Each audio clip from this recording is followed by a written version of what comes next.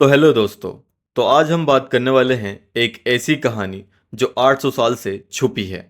एक lost civilisation, एक betrayal और एक ऐसी सच्चाई जो पूरे वन पीस वर्ल्ड को हिला सकती है। आज हम सोल्व करने वाले हैं वन पीस की कंप्लीट हिस्ट्री। इस हिस्ट्री को हम 4 पॉइंट्स में कवर करेंगे, जिसका पहला पॉइंट है the ancient kingdom, a lost civilization. कहानी शुरू होती है एक एंशियंट किंगडम से जो अपने टाइम का सबसे एडवांस्ड और पावरफुल सिविलाइजेशन था। ये लोग पूरे वर्ल्ड में रूल नहीं कर रहे थे, बल्कि एक ऐसी दुनिया चलाते थे जो आज़ादी और इक्वलिटी पर बेस्ड हो। उनकी टेक्नोलॉजी आज के लोगों के समझने से भी बाहर थी। वेगापंक तक मानता है कि वो लोग उससे भी ज़्यादा एडवांस थे, लेकिन इसी वजह से उनका एग्जिस्टेंस एक थ्रेड बन गया।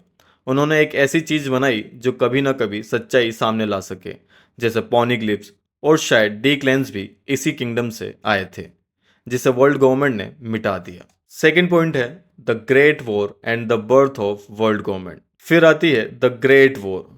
20 अलग अलग किंगडम्स ने एंशियंट किंगडम्स के अगेंस्ट मिलकर एक ऐसी बैटल लड़ी जो हिस्ट्री से मिटा दी गई। इस वॉर के पीछे का रीजन सिंपल था, पावर और कंट्रोल। एंशियंट किंगडम्स एक फ्री वर्ल्ड चाहता था, लेकिन बाकी के रूलर्स कंट्रोल चाहते थे। शायद किसी पावरफुल इंसान ने, जो आज भी जिंदा है, जैसे ईमू, जोए बॉय को धोखा दिया, और वॉर का रिजल्ट ये हुआ कि एंशियंट किंगडम्स को खत्म कर दिया गया और विक्टर्स ने वर्ल्ड गवर्नमेंट बनाया, और जो भी सच था उसे मिटा दिया गया। लेकिन एक चीज जो डिस्ट्रॉय नहीं हो सकती थी वो था उनका मैसेज, जो पोनिग्लिप्स में आज भी लिखा हुआ है। थर्ड पॉइंट है Joy boy's promise and the declan's return. Joy boy जानता था कि उसकी हार तय है, लेकिन उसने एक प्रॉमिस छोड़ा। ये प्रॉमिस एक ऐसा प्लान था जो फ्यूचर में वर्ल्ड को बदल सकता था। वन पीस सिर्फ एक ट्रेजर नहीं, बल्कि एक विजन हो सकता है, और इसका प्रूफ ये है कि रोजा ने जब उसे देखा तो वो हंस दिया। शायद इसलिए क्योंकि उसके टाइम पे वर्ल्ड उस सच्चाई को एक्सेप्ट करने के लिए रेडी नहीं था। डी क्लेन के लोग जैसे लूफी,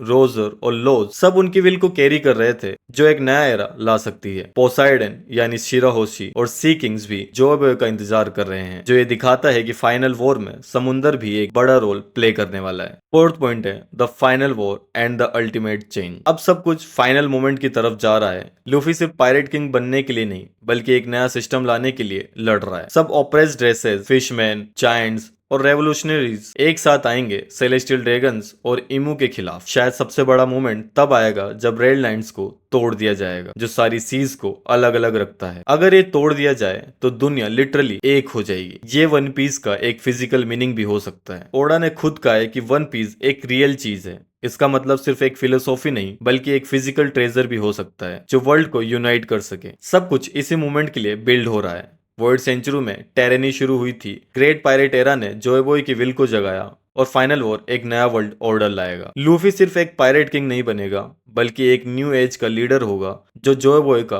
800 साल पुराना सपना पूरा करेगा। लेकिन सबसे बड़ा सवाल यह है, क्या रेड लाइन का डिस्ट्रक्शन ही वर्ल्ड को एक करने का फाइनल स्टेप है? क्या वन पीस एक रियल प्लान है फ्री वर्ल्ड बनाने का? क्या लूफी वो इंसान है जो जोए बॉय का 800 साल पुराना सपना पूरा करेगा? कमेंट्स में अपने थॉट्स बताओ, और अगर तुम्हें ये थ्योरी पसंद आई है तो वीडियो को लाइक और चैनल को सब्सक्राइब जरूर करना। तो मिलते हैं नेक्स्ट वीडियो में, तब तक के लिए टाटा बाय बाय।